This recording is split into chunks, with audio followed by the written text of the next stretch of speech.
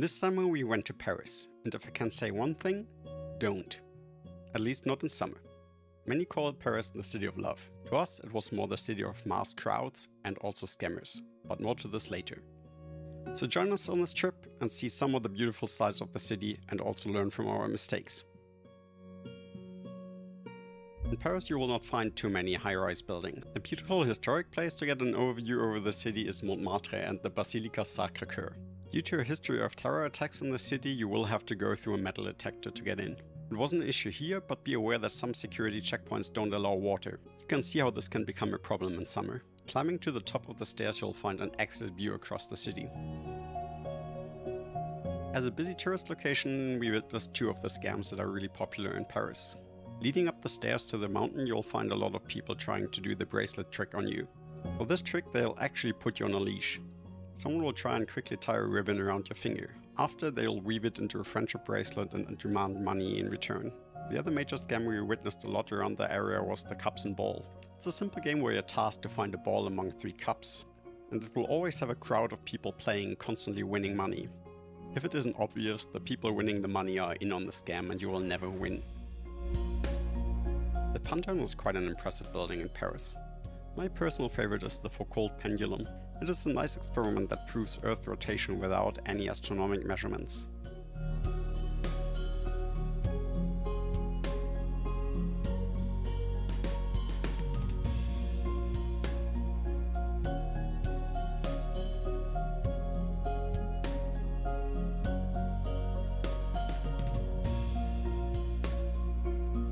Due to the immense crowds that you will find in summer, it is really necessary that you book all your entrance tickets before you go to any of the popular activities.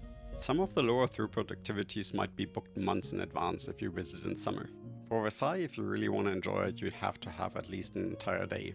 The palace and the garden are just too large to enjoy without having the time.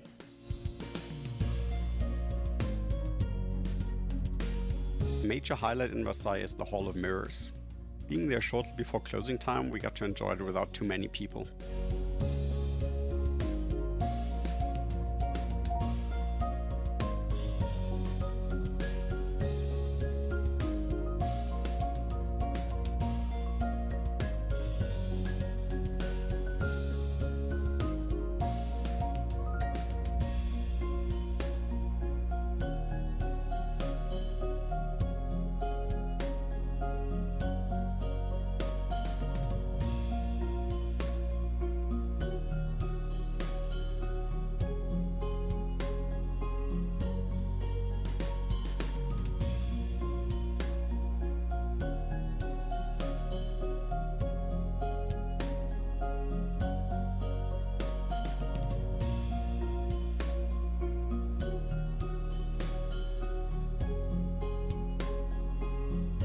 The Eiffel Tower is also obviously a must-see on a trip to Paris.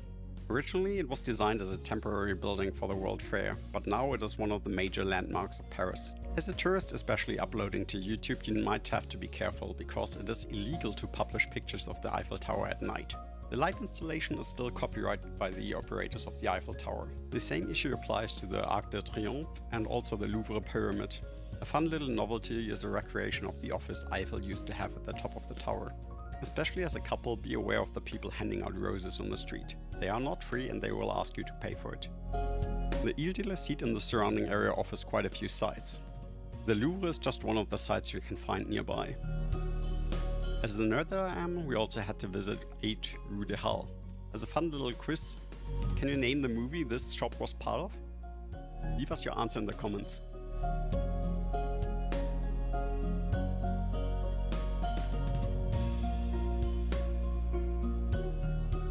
When it comes to churches, Notre Dame is probably the most famous, but the one you definitely shouldn't miss out on is Saint Chapelle. To enter you require a ticket, and they also don't allow water inside of the church. The stained glass windows on the upper floor of this chapel are truly one of a kind.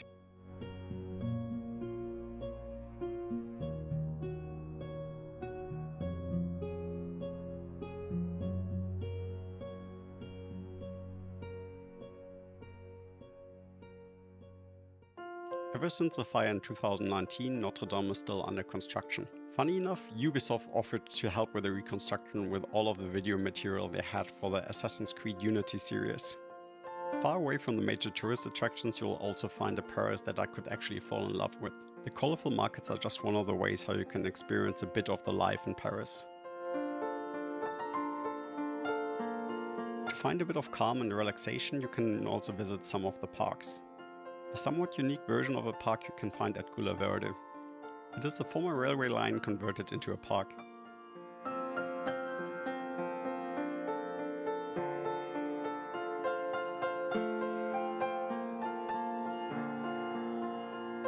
A bit of alternative art you can find in the Rue des Noyers. We would also like to call out Le Grand Bain, a restaurant here which had amazing food. Finally, if you're traveling with kids or just failed to grow up like myself, you can also visit Disneyland. The entrance fee into one of the two parks is actually not too bad, and as long as your main goal is to just enjoy the scenery and all of the decorations, you can get a lot for your money.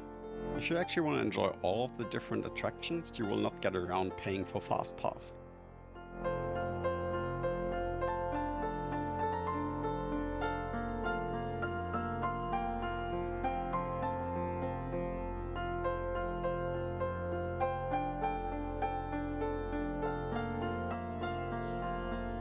So thank you for joining us on our trip to Paris. We hope you got some inspiration for yourself. See you around soon.